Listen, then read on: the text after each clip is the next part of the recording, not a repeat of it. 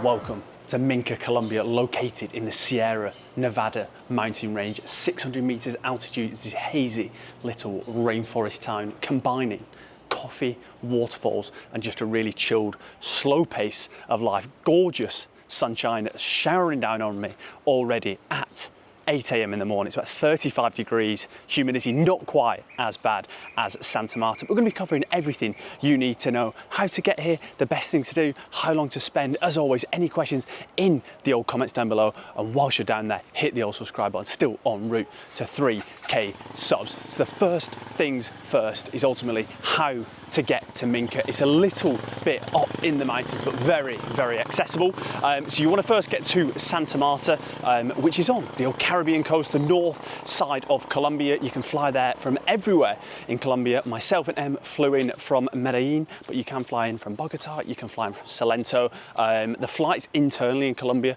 are extremely affordable, or if you want to save a little bit on the old cash front, we were spending probably about 70, 80 pounds per flight. Or if you want to save some cash, you can get a bus between all the destinations. I would say the only one I would actually fly to is Santa Marta, because the bus from Medellin is something crazy like 20 hours, where the flight was about 40 minutes. So I would heavily advise spending the extra cash, a little bit more comfort to get it. We did have a few days in Santa Marta first. Lovely little spot, very vibey, very firing up for a night out if you're in the market for a little bit of that.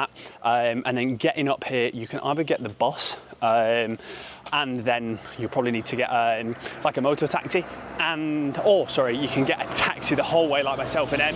The taxi from Santa Marta was actually 85,000 for me and Em, which is obviously pretty decent. It's about a 50-minute journey, and where we are, our hotel, it's a little bit outside of Minca, but it is a little bit sensational. So I'll be telling you a little bit more about that very shortly. If you do get the bus here, it is 11,000 per person.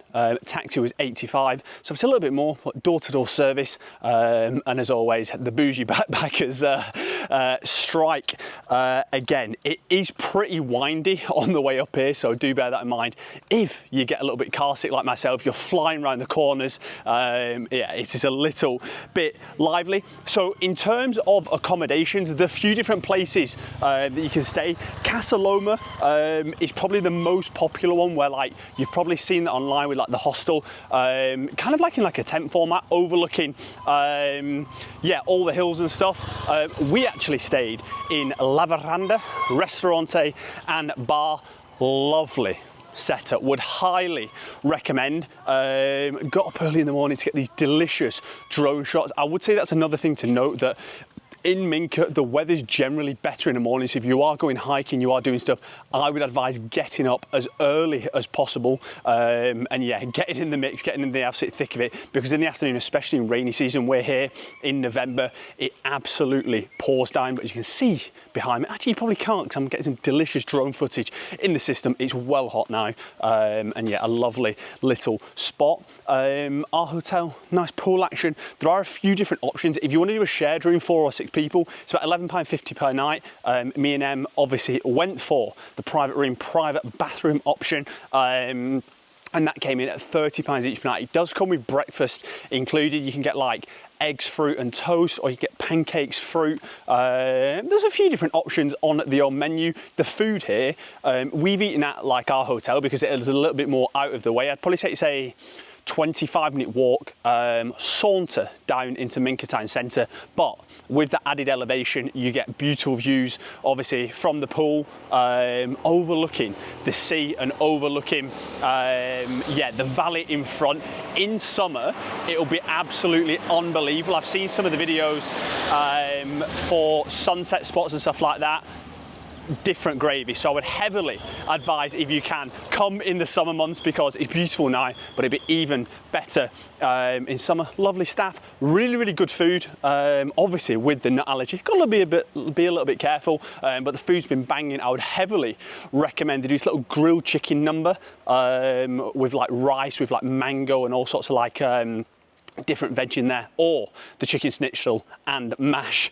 So not very Colombian, however, it's absolutely banging. So I would heavily advise those two. In terms of things to do, as I say, it's waterfalls, chill pace of life, hiking, and coffee. So the Minca waterfall is like the main one most people do. We have the hidden waterfall, which is like next to our hotel. If you're in the centre of town, go to the Minca one. If you stay at our hotel, maybe you can do both depending on how many days you stay here. The hidden waterfall is not going to blow you away. There's some people out there gassing it up online. I've seen, oh, it's amazing and it's so secluded and stuff like this.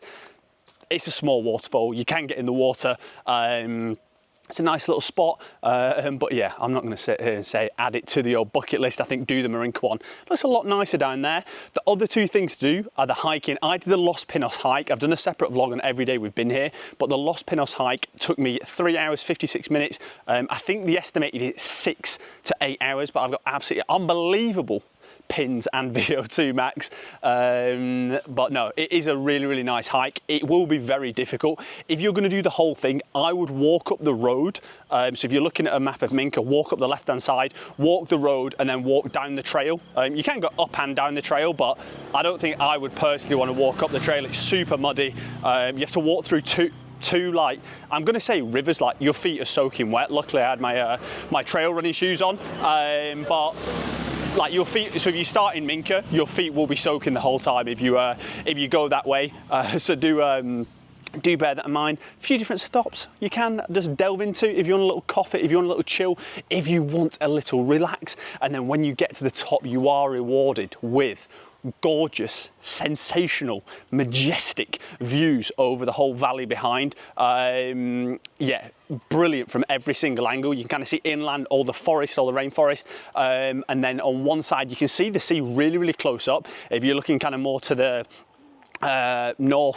northwest of like Minca, kind of like the left out to sea. And then if you look slightly to the right, you can see Santa Marta in the distance. But yeah, it's just unbelievable scenery. It is one of those hikes though where like a lot of the view is blocked as you're walking up. So it's not like, oh, you can see, if you walk halfway up, you see half the view or something like that. You do kind of only get rewarded when you're near the top, but well worth it. It's a tough one. It's about 22 kilometers in total. So do pack some water, especially if you walk up the roadside first. The only place that was, like, unless you go into like a hostel or a hotel, the only place you can get a drink is when you literally get right to the top.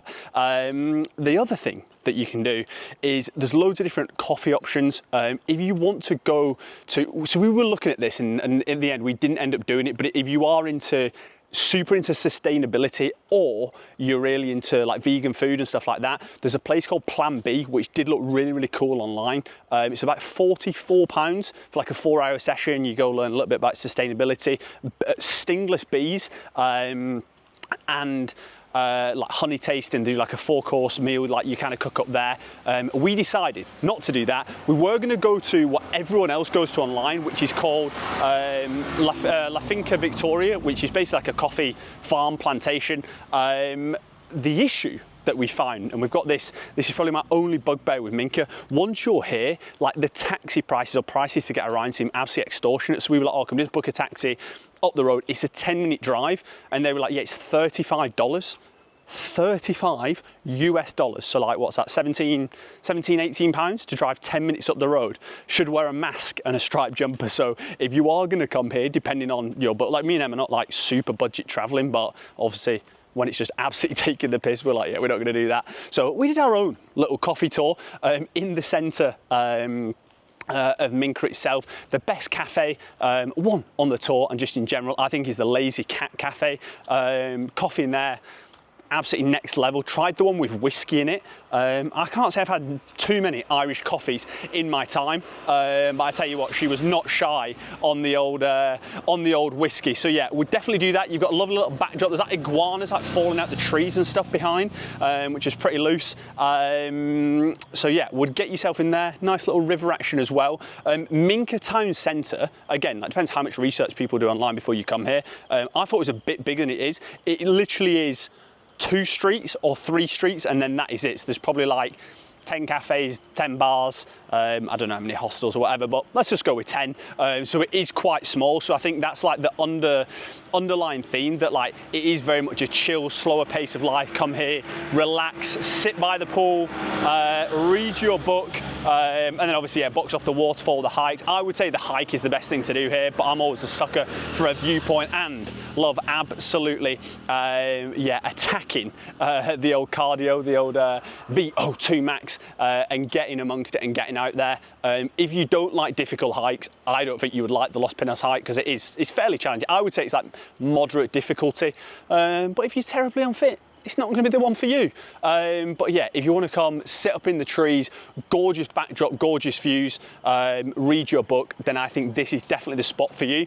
As always, any questions as we're going through, bang them in the old comments down below. It's our final day in not only Minca, in Colombia as well. So we're heading to Panama next today, and then we've got a little trip booked to the old San Blas Islands, getting amongst it with some pals actually that we made in Medellin. So yeah, lots of content coming in the old pipeline, and if you enjoy what you see, if you have more questions on Colombia, other things that we did, things we didn't do, places we went to, go check those out. I've done a day vlog. Every single day we've been in Colombia has been a separate vlog, so there should be lots of information in there.